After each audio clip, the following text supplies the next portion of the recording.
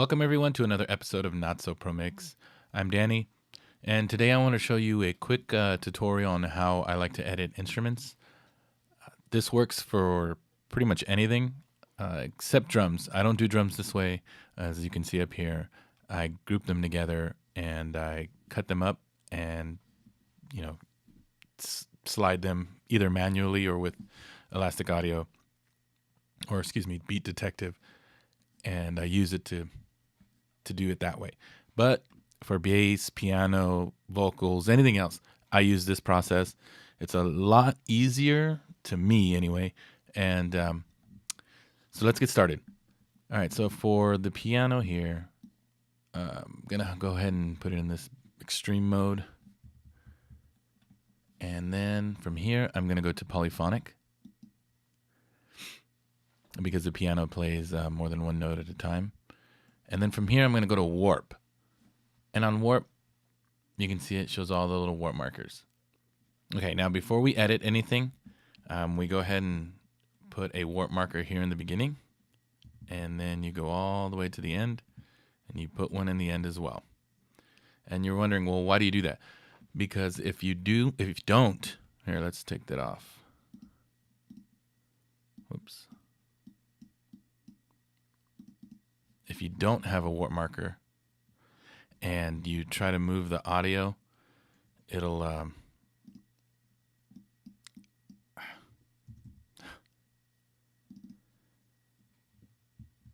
okay, so if you don't have a warp marker, you'll see here, I try to move it. See, all the audio back here moves to, a weird spot. So we don't want that. We want our audio to stay in we want our audio to stay in one spot. So you add one in the beginning and you add one in the end, and it doesn't shift the whole audio. Now, for example, if you have a like, say you broke this into pieces and there's several pieces of this piano, what you need to do is put a warp marker at the end of each piece. So at the beginning and at the end of the piece. So let me see, I'll just show you guys an example. So with this piano, we'll say there's a break right here. So from this break, for this break, you put one in the beginning, and then you put one here at the end. And then you start again from this beginning of this one. And then you go to the end of whatever break you have, or if it's the whole file, then you just do it that way.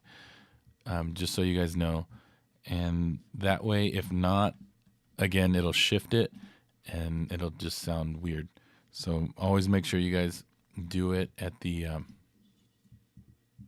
breaks, at the beginning of the break and the end of the break. Now let's go back to our warps. Let's make sure it's there. All right, now let's get into here. Now you can see here, it's not that bad. I mean, I could kind of just get it to the grid. And you can also, if it's not that much, you can do, event operations and quantize it up here. But see, I don't want to do that. What I want to do is I want it to sound natural. So here's I'm using these big, the darker blue ones. So I'm going with that. Let's shift this one this way. This one can be shifted to this way. That one will we'll shift it that way. This one, no. This one shift. And see, it shifts it, but not as much to where it'll distort the audio later when we play it.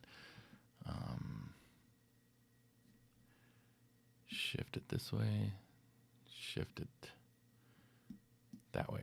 Okay, so let's just kind of give it a listen to. Did all this.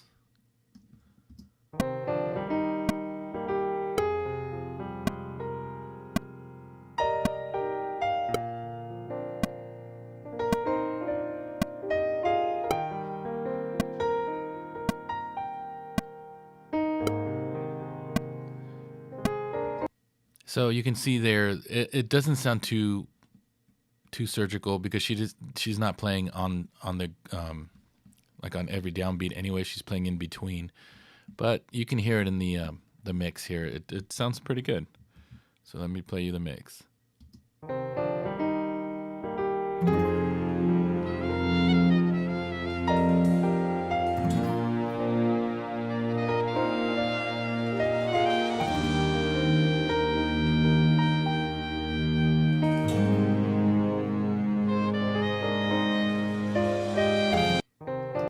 So right there, like here in this middle part, I could probably get it a little better, but right now I'm just trying to show you guys, the way I edit this. Eventually, I'll probably I'm going to go back and completely do this whole thing to where I play it with everything and I listen to it and I adjust it that way. That way, I know it sounds good with the music and not just it's to the time. I'd rather have it to the music than the time, or excuse me, the tempo. As long as I know like the downbeats are to the tempo, the rest would be okay if I just get it with a song, because that's the whole purpose of doing it. Is editing it to the song where the whole song sounds good, not just the instrument. So yeah, there you go. It's a quick tip. Once again, remember when you guys do this, always put one here at the end, a warp marker, and always in the beginning. And if you have a break, put it in the beginning of the break and the end of the break, and then continue to the next break. Put one in the beginning and to the end. That way it doesn't shift your audio so much. And you can hear it doesn't distort the audio like it normally would. When you stretch it, it just sounds kind of odd. So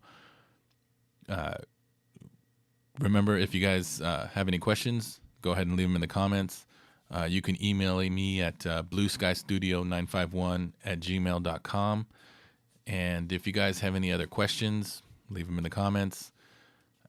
Suggestions, if you guys want to see me how I do my drums or anything else, let me know in the suggestions. So once again, thank you. Make sure you guys subscribe. And you guys can follow me on Instagram at Lighthouse Studios 951. All right. I'll check you guys out next time.